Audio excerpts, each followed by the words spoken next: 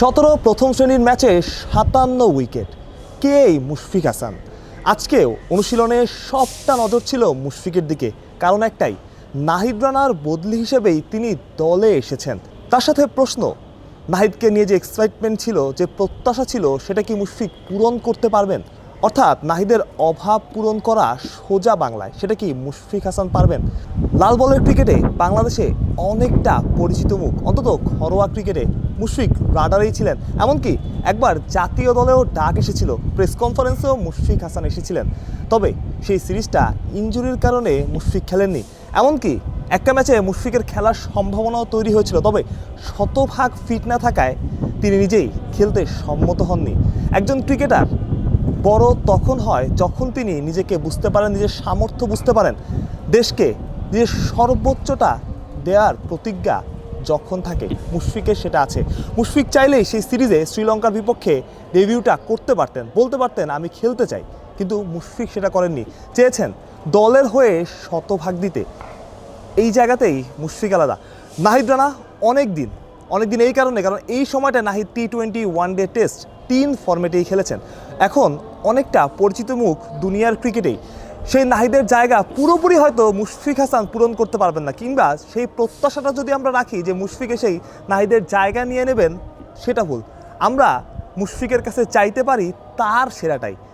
তিনি যে কাজটা করতে পারেন, তিনিও জোরে বল করেন, তার উচ্চতাও অনেকটা নাহিদের মতোই। মাত্র 24 বছর বয়স। ঘরোয়া ক্রিকেটে যারা ক্রিকেটার আছেন তাদের কাছে অনেকের কাছেই আতঙ্কের নাম মুশফিক। নাহিদ রানার বল যেমন বিদেশি ব্যাটাররা খেলতে চান না, অনেকে ইন্টারভিউতে বলেছেন PSL-এর পরে, ঠিক তেমনটাই বাংলাদেশের ঘরোয়া ক্রিকেটে মুশফিক যখন বোলিংয়ে আসেন তখন প্রতিপক্ষের ব্যাটাররা আতঙ্কে থাকেন। তবে ইন্টারন্যাশনাল ক্রিকেটটা একদমই আলাদা। অস্ট্রেলিয়ান ক্রিকেটাররা নিয়মিতই জোরে বল খেলেন, তাই মুশফিকের ওপর হয়তোবা অধিক প্রত্যাশা রাখাটা খানিকটা ভুলই হবে, কিংবা তার উপর বাড়তি প্রত্যাশার চাপ হিসেবে কাজ করবে। মুশফিক তার সেরাটাই দেবেন, সেটা আমার বিশ্বাস, এবং যারা মুশফিক হাসানকে চেনেন তারা সবাই সেটা এক কথাই বলবেন, কারণ তিনি আসলে ক্যারেক্টারটাই এমন। আপনি যদি মিরপুরে আসেন, স্টেডিয়ামের আশেপাশে আসেন, মাঝে মধ্যে মুশফিককে দেখবেন স্টেডিয়ামের আশপাশ দিয়ে হাঁটছেন, কথা বলছেন, হাসছেন।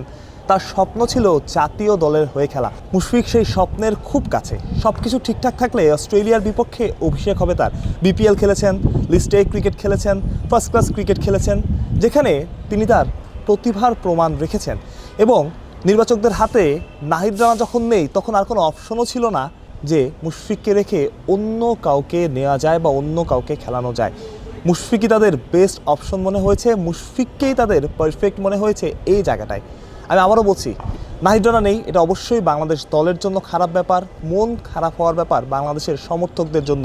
তবে মুশফিক হাসানের উপর ভরসা রাখুন। সময় পেলে হয়তোবা নাহিদ রানার মতোই পারফরমেন্স শো করবেন মুশফিকের জন্য শুভকামনা। মাহফুজ প্রত্যয়, বিডি ক্রিক টাইম।